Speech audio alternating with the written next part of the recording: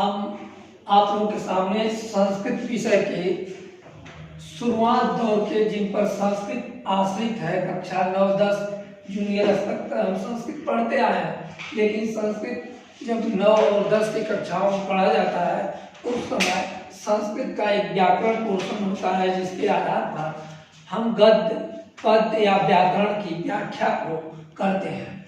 उसमें संस्कृत वर्णमाला सबसे पहला चैप्टर है और उस चैप्टर में सबसे जरूरी है कि संस्कृत वर्णमाला क्या है। किसी भी विषय में विषय की शुरुआती भाषा जो होती है उसमें वर्णमालाओं का सबसे अधिक महत्व होता है। संस्कृत वर्णमाला में वैसे तो माहेश्वर सूत्र हैं, लेकिन उनसे भी पहले यह जानना जरूरी होता है कि संस्कृत वर्णमाला में स्वर और व्यंजन ये दो के अलावा और दो होते हैं, विसर्ग और अनुस्वार। इन चारों को मिलाकर के हम संस्कृत वर्णमाला कहते हैं। संस्कृत वर्णमाला में स्वर, व्यंजन, विसर्ग, अनुस्वार, यह ध्यान देने की जरूरत है कि अगर कहीं भी यह पूछा जाए कि संस्कृत वर्णमाला क्या है तो इन्हें 4 भागों में विभक्त करते हैं। ये है स्वर, व्यंजन, विसर्ग और अनुस्वार। अब जैसे हम हिंदी में जानते हैं वही लगभग संस्कृत में भी व्याख्या की जाती है। स्वर उसे हम कहते हैं जिसके उच्चारण में किसी भी का हम सहयोग नहीं लेते हैं, किसी व्यंजन का, किसी अंगों का, इसका उच्चारण स्वतंत्र रूप से होता है, उन्हें हम स्वर कहते हैं। जिनके उच्चारण में किसी भी का सहयोग न लिया जाए बल्कि वह स्वतंत्र रूप से विभिन्न अंगों से मुंह के अंदर बाहर से उच्चारण होते हैं, उसे हम स्वर कहते हैं। स्वर 3 प्रकार के होते हैं, हर्ष, दीर्घ, प्लुत। स्वर 3 प्रकार के होते हैं, हर्ष, दीर्घ, प्लुत। हर्ष, दीर्घ और प्लुत।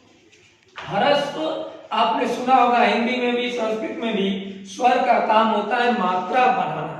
बिना मात्रा बनाए व्यंजन उत्पत्ति नहीं हो सकती है। तो स्वर का सबसे प्रमुख कार्य है कि मात्रा को बनाए।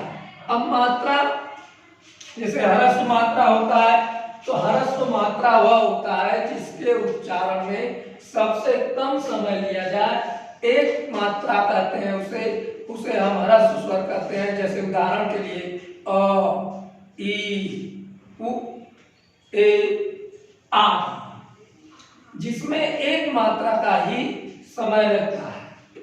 दीर्घ स्वर उसे कहते हैं जिसके उच्चारण में 2 मात्रा का समय लगता है, अर्थात उसे खींच करके हम देर तक बोलते हैं। उदाहरण के लिए आ, ई, उ, औ, आ।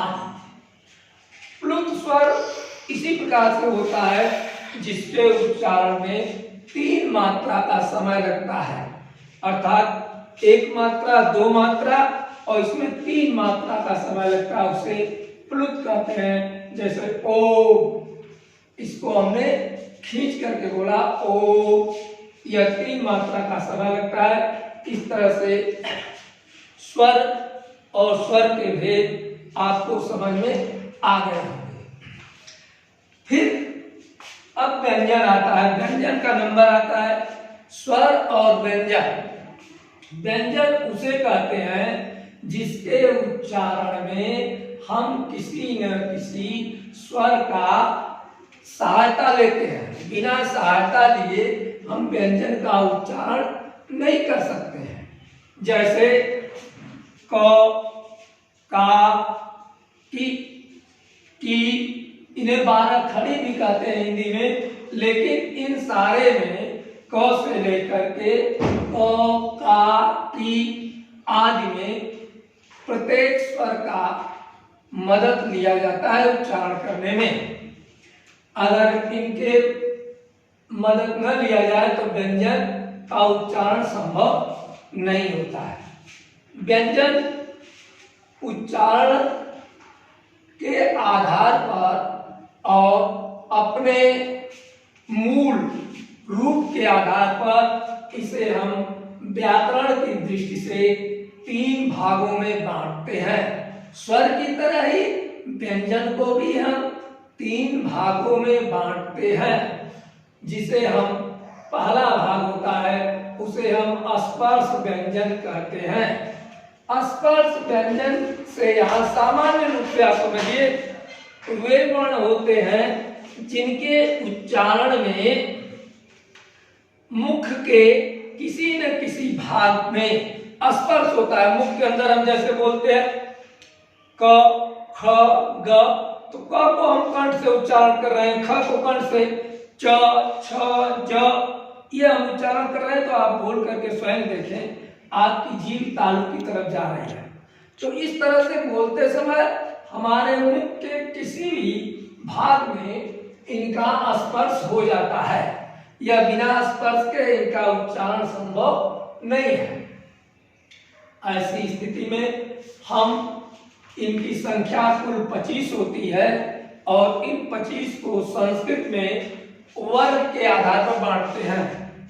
एक वर्ग में वर्णों की संख्या 5 होती है।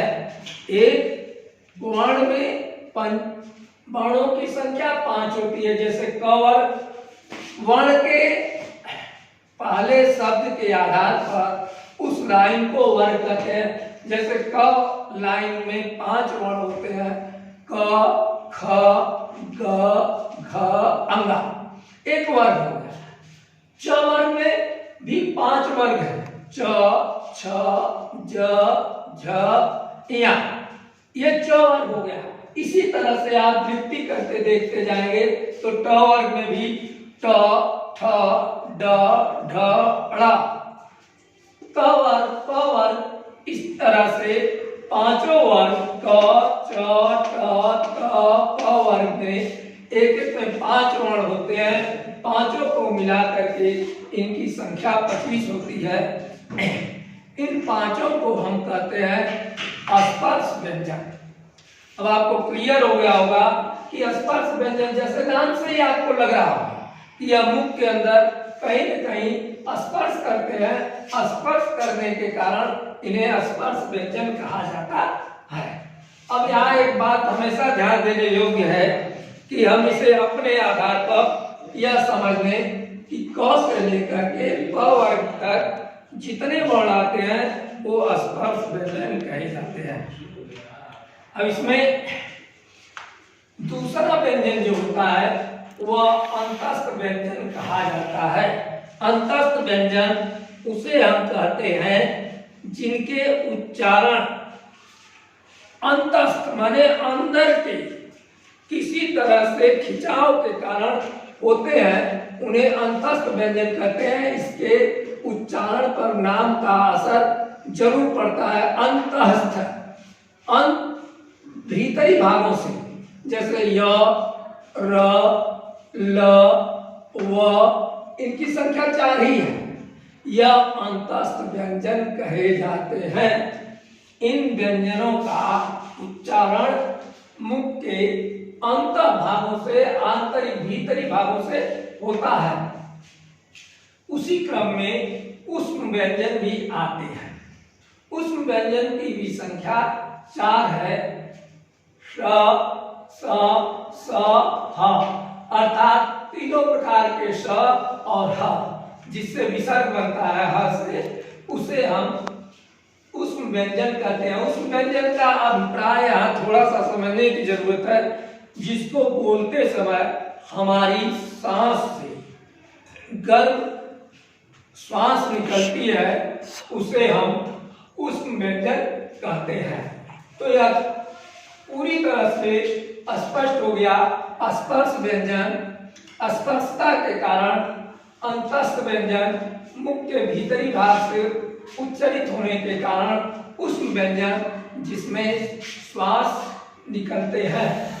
अब इस ऊष्म व्यंजन के बाद 2 प्रकार के और आपके वर्णमाला संस्कृत के अंतर्गत आते हैं, विसर्ग और अनुस्वार। विसर्ग का अर्थ होता है जब किसी वर्ण के अंतिम ध्वनि ह जब किसी वर्ण के अंतिम ध्वनि ह की शेष रह जाता है, जैसे उदाहरण हमें आगे चल के बताएंगे, जैसे बालक, राम, श्याम, मोहन या प्रथमा विभक्ति के पुल्लिंग के सभी एक वचन, प्रथमा पुरुष के पुल्लिंग के सभी एक वचन और सप्तमी विभक्ति के एक वचन में विसर्ग प्राय लगा होता है। इस विसर्ग को बिंदी के रूप में दोनों प्रयुक्त किया जाता है। यह विसर्ग भी संस्कृत वर्णमाला का एक प्रकार का भाग होता है। इसके बिना संस्कृत का उच्चारण संभव नहीं होता है। इस तरह से अब आपको पता हो गया होगा या ध्यान रखने की बात है कि बालक, राम, श्याम, मोहन आदि शब्द विसर्ग ध्वनि के या विसर्ग वर्ण के उदाहरण है। इस विसर्ग वर्ण के उदाहरण को हमेशा प्रथमा विभक्ति में रखा जाता है। वर्णों के आधार पर एक वर्ण और होता है जिसे हम कहते हैं अनुस्वार।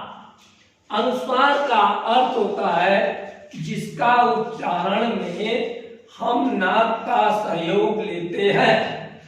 उदाहरण के लिए आप एक बार बोल करके अभ्यास करें। जैसे हमने स्पर्श व्यंजन में बताया कि प्रत्येक वर्ग के अंत में 5 वर्ण होते हैं, तो पांचों वर्ण जैसे क के अंग, च में इया और अड़, म, ये जो पंचम वर्ण है य, म, ड़, न, म, ये कौन से व्यंजन कहते हैं? अनुस्वार। इन व्यंजनों को हम अर्थात वर्ग के सभी वर्ग के पंचम वर्ण, इनकी संख्या इस प्रकार से 5 हो गई। ये अनुस्वार संस्कृत में कहे जाते हैं। इनका प्रयोग पंचम वर्ण के स्थान पर किया जाता है। जैसे उदाहरण के लिए हम अंग न लिख करके अंग को अनुस्वार के रूप में लिख देते हैं, ड़ को अनुस्वार के रूप में लिख देते हैं, म को बिंदी के रूप में लिख देते हैं। ये सारे वर्ण अनुस्वार के अंतर्गत आते हैं। अब आप यह पूरी तरह से समझ गए कि संस्कृत वर्णमाला में कुल संख्या सब मिलाकर के 33 होती है। 33 में आपके 25 स्पर्श व्यंजन होते हैं, 4 अंतस्थ व्यंजन होते हैं और 4 ऊष्म व्यंजन होते हैं। इस 33 में जो व्यंजन या वर्ण के प्रकार बताए गए हैं उनकी संख्या, उसके आधार पर संस्कृत में इसे जो कहा जाता है अच और हल। अच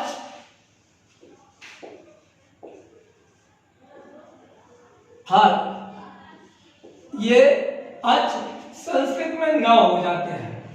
शेष संख्या हल के अंतर्गत आती है।